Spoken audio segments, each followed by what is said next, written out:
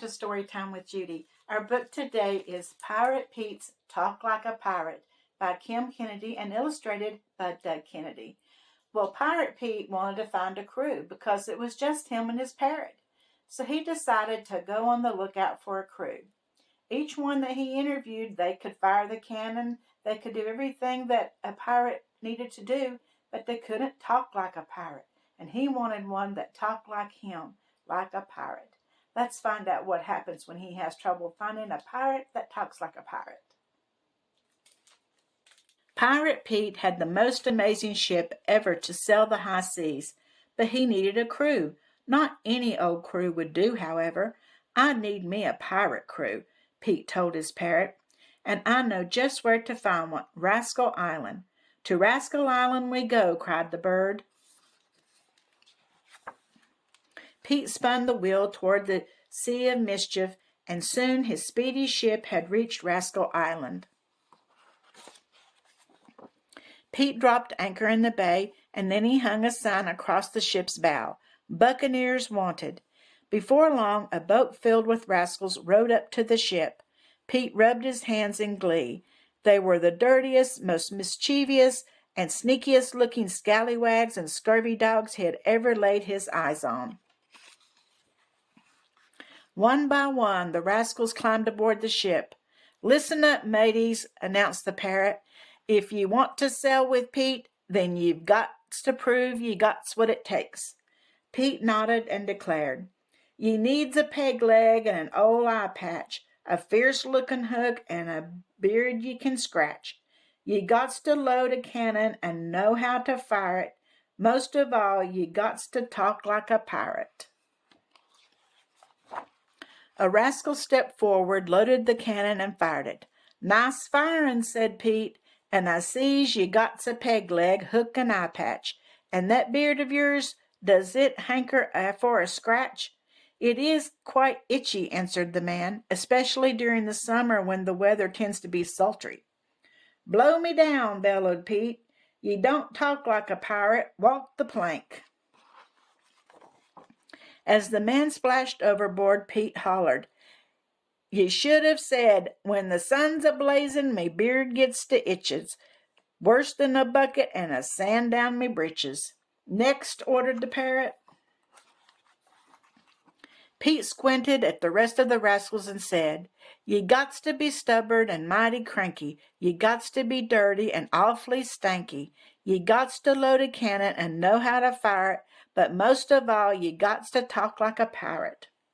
A rascal stepped forward, loaded the cannon, and fired it. "Nice firin'," said Pete, "and now I see that you're plenty dirty and stanky. But is ye stubborn and cranky?" "Oh, indeed," replied the rascal. "Sometimes I'm very irritable, and especially when I don't eat my breakfast."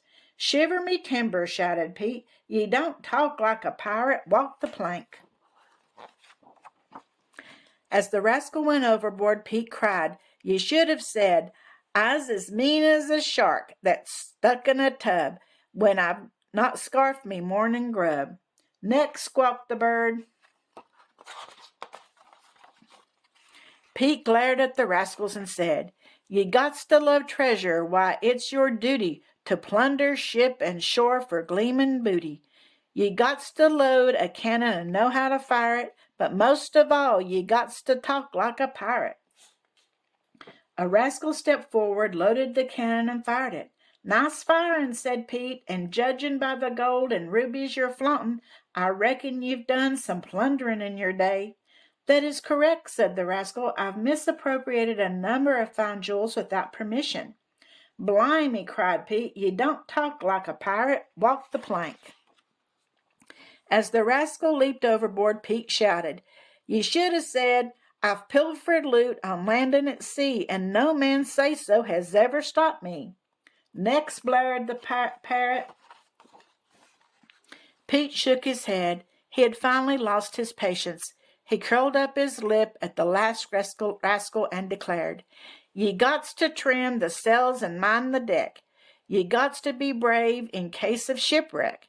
Ye gots to load a cannon and know how to fire it, but most of all, ye gots to talk like a pirate." The rascal walked forward, loaded the cannon, and fired it. Nice firing, said Pete, but is you brave? 'Cause no lily-livered seafarer is going to sail with me. I can assure you that I am extremely courageous, said the rascal. I will conduct myself with valor at all times. Confound it, shouted Pete, stomping his foot. Ye don't talk like a pirate, walk the plank. As the rascal dropped overboard, Pete yelled, Ye should have said, I've not a yellow-bellied bone, from me head to me toes. I'll stand brave upon this ship wherever she goes. Can you believe it? Pete moaned to his parrot. Out of all them rascals, not one was fit for me crew. 'Tis true, squawked the bird. By the powers, they's no more than a bunch of squivvies and sprogs.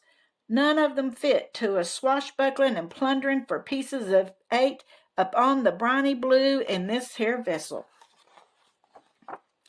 Pete blinked. Why, ye talk just like a parrot, he cheered to the bird. You're all the crew I needs. Weigh anchor. Aye, said the parrot, and off they sailed, back to the high seas when Pete and his bird. A pirate always gets the last word. They looked for a crew so they could hire it, but blimey, none could talk like a pirate. Well, he wanted a pirate talking crew, didn't he? He didn't get it. So, but the bird talked just like he did, didn't he? And he liked that. I hope you enjoyed this story, and I'll see you again tomorrow. And don't forget to like and subscribe.